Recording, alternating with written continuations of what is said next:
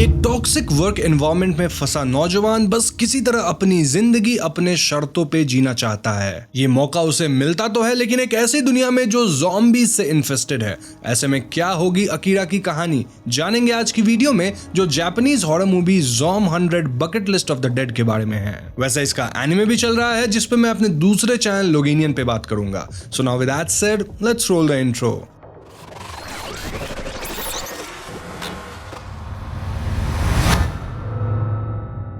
Film के शुरुआत में हम मिलते हैं अकीरा टेंडो नाम के यंग आदमी से, जो कि अभी अभी अपना पहला जॉब शुरू किया है। अकीरा कॉर्पोरेट दुनिया से जुड़ने के लिए बहुत एक्साइटेड है और वो एक फिल्म मेकिंग कंपनी ZLM या फिर आप ZLM बोल सकते हैं, उसको ज्वाइन किया है। लेकिन ऑफिस पहुंचते ही अकीरा की एक्साइटमेंट पे पानी फिर जाता है जब उसे 2 दिन लगातार ओवरनाइट शिफ्ट पर काम करना पड़ता है। धीरे धीरे अकीरा को यह बात समझ आ जाती है कि उसकी कंपनी एक एक्सप्लॉयटेटिव कंपनी है जहां का माहौल बहुत टॉक्सिक है। अकीरा का बॉस कोसुगी अपने जूनियर्स को बहुत बुरी तरह ट्रीट करता है और सारा काम उन पे डाल देता है। ऑफिस का एनवायरनमेंट अकीरा को पूरी तरह तोड़ देता है, जहां वो एक भी दिन यहां आने से कतराता है, लेकिन उसमें हिम्मत नहीं कि वो काम छोड़ सके। ऐसे में एक दिन अकीरा अपने स्कूल के बेस्ट फ्रेंड केंचो के साथ डिनर करने जाता है। अकीरा केंचो के साथ अपना दुख शेयर करता है, लेकिन केंचो अकीरा को सलाह देता है कि वो अपनी लाइफ अपनी शर्तों पे जिए। केंचो यहाँ अपनी जिंदगी के बारे में डींगे हाँकने लगता है कि वो रोज ऑफिस में नई नई लड़कियों को डेट कर रहा है। यहाँ अकीरा उससे काफी जेलस फील करता है और उसे पास्ट की एक बात के लिए कन्फ्रंट करने लगता है। हमें पता चलता है कि असल में अकीरा अपने कॉलेज में एक स्टार एथलीट हुआ करता था, लेकिन एक इंपॉर्टेंट गेम के दौरान उनकी टीम हार गई क्योंकि उस समय केंचो ठीक से नहीं खेल पाया था।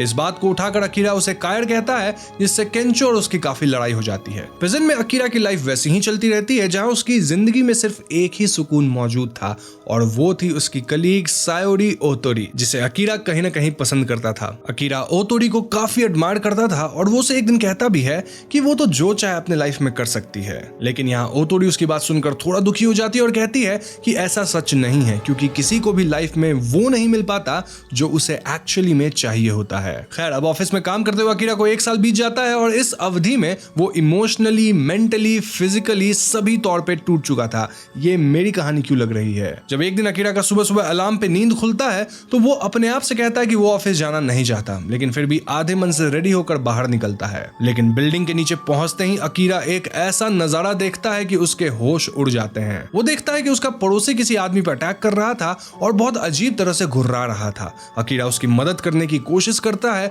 लेकिन ये आदमी इंसान लग ही नहीं रहा था। उसके मुंह से खून आ रहा था और वो एक काले रंग का लिक्विड उगलने लगता है, जिसके बाद ये आदमी अकीरा पर ही अटैक कर देता है। किसी तरह खुद को बचाते हुए अकीरा वहां से भागता है और धीरे धीरे कई सारे लोग उस पर वैसे ही हमला करने लगते हैं। अकीरा बिल्डिंग के चारों ओर देखता है, जहां हर तरफ अधमरे लोग एक दूसरे पे अटैक कर रहे थे। वो किसी तरह एक बिल्डिंग के छत पर खुद को लॉक कर लेता है, जिसके आगे ग्रिल का बैरिकेड होने के कारण कोई उस तरफ नहीं आ पाता। यहाँ अकीरा पहली बार रियलाइज करता है कि हो ना हो इस वक्त टोक्यो शहर ज़ॉम्बी अटैक के अंदर है। लेकिन अकीरा अपने ऑफिस के माहौल से इतनी बुरी तरह ट्रॉमेटाइज था कि वो ज़ॉम्बी अटैक के सिचुएशन में ये सोचकर खुश होने लगता है कि अब उसे ऑफिस नहीं जाना पड़ेगा, लिटरली। इस पॉइंट पर अकीरा को ओतोरी का ख्याल आता है। वो ओतोरी को मैसेज करता है पूछने के लिए कि वो ठीक तो है ना, लेकिन सायोरी ओतोरी अकीरा को एक जगह आने कहती है। जाने से पहले अकीरा अपने पड़ोस के एक कपल के घर पहुंचता है जो ज़ॉम्बी अटैक के न्यूज के कारण काफी परेशान थे।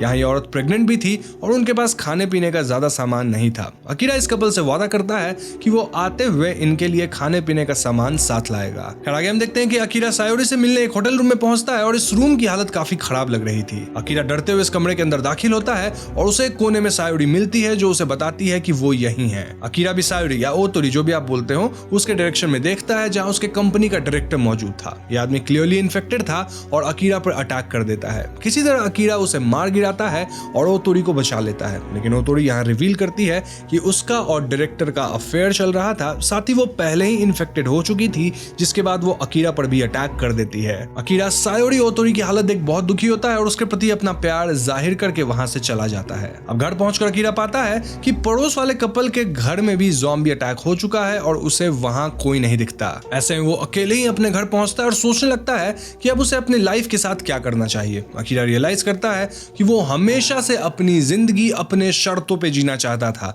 अतः वो ज़ॉम्बी के हाथों मरने से पहले अपनी लाइफ के सारे विशेष पूरी करेगा, जैसे अपना रूम साफ करना, इन हाउस कैंपिंग करना, खूब सारी शॉपिंग करना, फायरवर्क्स जलाना आदि। तो ऐसे ही वो 10 कामों की लिस्ट बनाता है और अगले ही दिन इन सभी को एक एक करके पूरा करने लगता है। ज़ॉम्बीज से बचते बचाते हुए अकीरा अपने पसंदीदा डिशेस के लिए ग्रोसरी उठा लाता है और उसी बिल्डिंग की छत पे कैंपिंग करने लगता है, लेकिन वो रियलाइज करता है कि उसके पास कुछ इंपॉर्टेंट सॉस और मसाले नहीं थे। अब अकीरा अपने विशेष को पूरा करने में कोई कमी नहीं छोड़ना चाहता था, इसीलिए वो वापस ज़ॉम्बीज से बचते बचाते हुए शॉपिंग मॉल पहुंच जाता है। शॉपिंग के दौरान अकीरा के ऊपर एक अनजान इंसान हमला कर देता है। ये इंसान थी एक लड़की जो खुद भी ज़ॉम्बीज से किसी तरह बची हुई थी। इसी वक्त एक आदमी मॉल के बाहर से इनसे मदद मांगता है और अकीरा उसे बचाने भागता है। तब ये लड़की कहीं से म्यूजिक बजा देती है, जिससे ज़ॉम्बीज उस म्यूजिक की तरफ भागते हैं। अकीरा और ये लड़की मिलकर उस आदमी को बचा लेते हैं। यहाँ अकीरा ये भी रियलाइज करता है कि ज़ॉम्बीज आवाज की तरफ अट्रैक्ट होते हैं। अकीरा इस लड़की से बात करने की भी कोशिश करता है, लेकिन ये लड़की उसे ज्यादा बात किए बिना वहां से चली जाती है, सेइंग कि वो इस सिचुएशन में खुद को सेफ रखना चाहती है, जबकि अकीरा जैसे बेवकूफ लोग दूसरे को बचाने में खुद को भी प्रॉब्लम में डाल लेंगे। खैर, नेक्स्ट सीन में हम अकीरा को वापस घर पे देखते हैं, जहां उसे अचानक ही केंचो का ख्याल आता है। अकीरा केंचो को फोन लगाता है और हम देखते हैं कि केंचो खुद एक होटल में फंसा हुआ है, जहां बाहर कई ज़ॉम्बीज ने डेरा डाला हुआ है। केंचो काफी डरा हुआ लग रहा था और वो अकीरा को बताता है कि वो ज्यादा टाइम तक बच नहीं पाएगा। अकीरा यहाँ उससे वादा करता है कि वो उसे बचाने आएगा,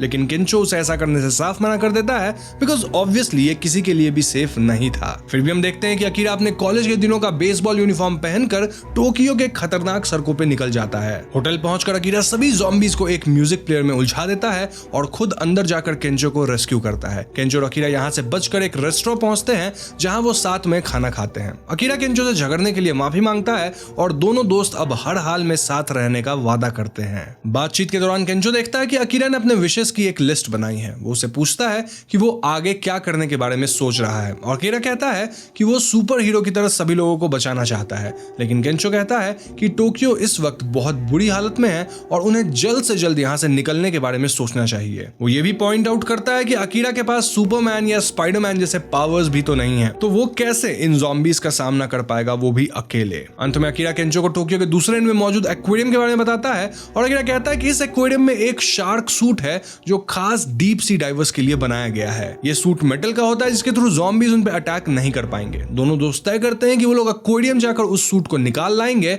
और फिर टोक्यो से बाहर निकलेंगे। प्लान के तहत अकीरा और केंचो बाहर निकलते हैं ताकि एक्वेरियम जाने के लिए सप्लाईज इकट्ठा कर सके। वो एक दुकान के पास पहुंचते हैं जब उनकी नजर सामने से आती एक बस पे पड़ती है, जिसमें कई यात्री मौजूद थे। सड़क पर मौजूद ज़ॉम्बीज इस बस पे अटैक कर देते हैं और सभी यात्री इधर उधर भागने लगते हैं। अकीरा और केंचो कुछ लोगों को बचा लेते हैं और सभी उसी दुकान के अंदर शेल्टर लेते हैं। अब इन पैसेंजर्स में से एक वही लड़की थी जो अकीरा को पहले भी उस मॉल में मिली थी। ये लड़की अपना नाम शिजुका बताती है। यहाँ हमें पता चलता है कि ये बस भी एक्वेरियम की तरफ जा रही थी, बिकॉज ये अफवाह थी कि एक्वेरियम ज़ॉम्बी से बिल्कुल सेफ है और वहां मछलियां होने के कारण खाने पीने का भी पूरा इंतजाम है। अब दुकान में इंतजार करते हुए हम नोटिस करते हैं कि एक आदमी ऑलरेडी ज़ॉम्बी के द्वारा इन्फेक्ट किया जा चुका है। इस बात से अनजान अकीरा, शिजुका और बाकी सब दुकान में इधर उधर मौजूद होते हैं जब अचानक ये आदमी इन सभी पर अटैक कर देता है। शिजुका अकीरा के साथ भागने की कोशिश करती है, लेकिन अकीरा अपने दोस्त को छोड़कर नहीं जाना चाहता था। वो अंदर दाखिल होता है और केंचो को बचाता है। इधर शिजुका ज़ॉम्बीज को वापस आवाज से डिस्ट्रैक्ट करती है और इवेंचुअली ये तीनों यहाँ से भाग निकलते हैं। तो आगे अकीरा को सड़क पे कैंपर मिलता है और केंचो एंड शिजुका भी इसमें सवार हो जाते हैं। ये लोग डिसाइड करते हैं कि ये किसी तरह एक्वेरियम तक पहुंच जाएंगे। शिजुका इनके साथ पहले तो जाना नहीं चाहती थी,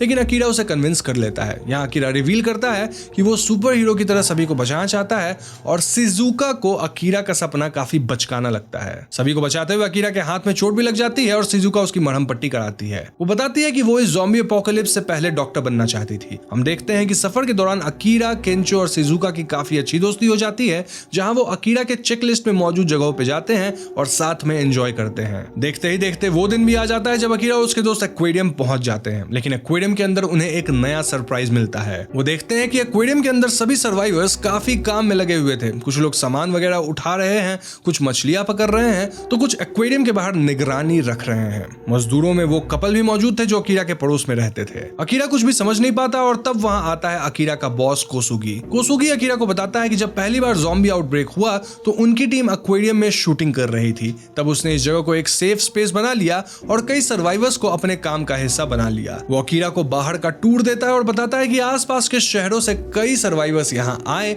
और अब वो सब मिलकर को एग्जिस्ट कर रहे हैं। लोग खाना बनाते हैं, बाहर से सामान लाते हैं और निगरानी भी रखते हैं। इनफैक्ट कोसुगी ने एक्वेरियम के बाहर मौजूद ज़ॉम्बीज को भी वर्कफोर्स का हिस्सा बना लिया है, जहां ये लोग बाहर से चोरी करने आए लोगों पर हमला कर रहे थे ताकि एक्वेरियम और उसका सप्लाई सेफ रह सके। अब यहाँ पहुंचते ही कोसुगी ने शिजुका और केंचो को भी काम में लगा दिया था। कोसुगी अकीरा को वापस से अपने अंदर काम करने कहता है, लेकिन अकीरा बताता है कि वो अपनी विशेस की लिस्ट पूरी करना चाहता है। इस पर कोसुगी उसका मजाक बनाता है और कहता है कि बाहर रहना उसके जैसे कमजोर लोगों के लिए अनसेफ है, जबकि एक्वेरियम के अंदर वो और उसके दोस्त सेफ रहेंगे। ये सुनकर अकीरा मान जाता है। मतलब देखा जाए तो एक बार फिर अकीरा वही कॉर्पोरेट हेल वाली जिंदगी जीने लगता है, जहां उसे और बाकी सभी काम करने वालों को बुरी तरह ट्रीट किया जाता है। कोसुगी और उसके दोस्त अच्छा खाना खाते हैं, जबकि इन लोगों को मुश्किल से 2 वक्त की रोटी मिलती है और ढेर सारा काम करना पड़ता है। ऐसे में शिजुका और केंचो यहाँ से भागने का प्लान बनाते हैं। वो अकीरा को भी साथ चलने कहते हैं, लेकिन अकीरा अपने दोस्तों की जान मुश्किल में नहीं डालना चाहता था। उसे भले ही यहाँ मिसट्रीट होना पड़ रहा था, लेकिन वो सब यहाँ सेफ थे। तब शिजुका अकीरा को उसकी विशेष वाली लिस्ट दिखाती है और उसे याद दिलाती है कि अकीरा खुद में एक सुपर हीरो है। ये एक्वेरियम आज सेफ है, लेकिन कल क्या होगा कोई नहीं जानता, इसीलिए उसे अपने ऊपर भरोसा करना चाहिए। कोसुगी अकीरा को फिर से मैनिपुलेट करने की कोशिश करता है, लेकिन अकीरा उसकी बात नहीं सुनता। वो तय करता है कि वो इस एक्वेरियम से बाहर निकलेगा और अपने दोस्तों के साथ अपनी लिस्ट पूरी करेगा। वहीं दूसरी तरफ हम देखते हैं कि बाहर का एक ज़ॉम्बी एक सप्लाई ट्रक में घुस जाता है और एक्वेरियम के अंदर दाखिल हो जाता है। ये ज़ॉम्बी सिक्योरिटी पे अटैक करता है और धीरे धीरे पूरा एक्वेरियम इन्फेक्टेड होने लगता है। नाउ नो सरप्राइजेस, इस हालत में कोसुगी खुद को बचाने के लिए अपने एम्प्लॉयज को बाहर छोड़कर भागता है, लेकिन अकीरा, शिजुका और केंचो सभी लोगों को सेफली एक कमरे में बंद कर देते हैं। सिचुएशन और खराब होने लगती है जब ज़ॉम्बी इन्फेक्शन एक्वेरियम के शार्क्स तक पहुंच जाता है। ये शार्क अब म्यूटेटेड मॉन्स्टर बन जाते हैं, जहां वो अकीरा और बाकी सब पे अटैक कर देते हैं। ऐसे में अकीरा वही शार्क वाला सूट पहनता है और एक एक करके लोगों को बचाने लगता है। इन शार्क्स पर आवाज का कोई असर नहीं हो रहा था। तब शिजुका के दिमाग में एक प्लान आता है। वो कुछ पावर बैटरीज का इंतजाम करती है और अकीरा एंड केंचो को बताती है कि वो लोग इस शार्क को इलेक्ट्रिक करंट के जरिए ही मार सकते हैं। अब तक ये शार्क अकीरा पे हमला कर चुकी थी और अकीरा स्ट्रगल करने लगता है। तब केंचो किसी तरह अकीरा की तरफ वो बैटरीज फेंकता है और शार्क को डिस्ट्रैक्ट करता है। एंड मौके पर अकीरा बैटरीज को शार्क के मुंह में फेंक देता है और एक भयानक धमाके के साथ उसका अंत हो जाता है। हम पाते हैं कि इस अटैक के दौरान कोसुगी छिप गया था और खुद को बचा लिया था। वो सभी को बेवकूफों की तरह वापस अपने अंदर काम करने कहता है, क्योंकि बाहरी दुनिया इससे भी खतरनाक हो सकती है। लेकिन सभी वर्कर्स उसकी बुराई करते हैं और उसे कायर बुलाते हैं। सब अकीरा को अपना लीडर घोषित कर देते हैं, जिसने जान पर खेलकर उन सब की जान बचाई थी। तो एंड सीन में हम देखते हैं कि अकीरा और उसके दोस्त सभी वर्कर्स को ढेर सारा सामान देकर विदा करते हैं और वो डिसाइड करते हैं कि वो सब अब अपने अपने ड्रीम्स पूरे करेंगे। अकीरा की लिस्ट में शिजुका अपने डॉक्टर बनने का सपना और केंचो अपने कॉमेडियन बनने का सपना ऐड करता है, जबकि अकीरा डिसाइड करता है कि वो हमेशा के लिए एक सुपर हीरो बन जाएगा जो लोगों की रक्षा करे। फाइनल सीन में हम इन तीनों दोस्तों को साथ देखते हैं जो अब एक अराउंड द कंट्री ट्रिप पे निकल जाते हैं। यहीं पे ये वाली फिल्म खत्म हो जाती है। तो दोस्तों ये थी फिल्म ज़ॉम 100 की कहानी और ये फिल्म काफी स्ट्रेट फॉरवर्ड है, जहां कोई थियरी नहीं है। बेसिकली यहाँ हम अकीरा की जिंदगी को फॉलो करते हैं, जो कि 24 साल का नौजवान है, अपने कॉर्पोरेट लाइफ से थक चुका है और ज़ॉम्बी अपोकलिप्स के दौरान उसे अब हीरो बनना है। साथ ही उसे अपना बकेट लिस्ट भी पूरा करना है और उसे मिल गए हैं 2 और दोस्त, यानी ये तीनों मिलकर अपनी जर्नी जिएंगे। ना फिल्म की एंडिंग को देखकर एक बात तो क्लियर है कि इसकी और भी मूवीज आएगी। इनफैक्ट इसकी एनीमे चल ही रही है, तो हाँ, जब भी आएगी मूवीज तो मैं एक्सप्लेन कर दूंगा। तो बस आज की वीडियो में इतना ही। वीडियो पसंद आई तो लाइक और शेयर जरूर कीजिएगा। साथ ही अगर हमारे चैनल पर नए हैं तो हमारे चैनल को सब्सक्राइब करके बेल आइकन को जरूर दबा दीजिए, क्योंकि हम अपने चैनल पे ऐसे वीडियोस लाते रहते हैं। पीस।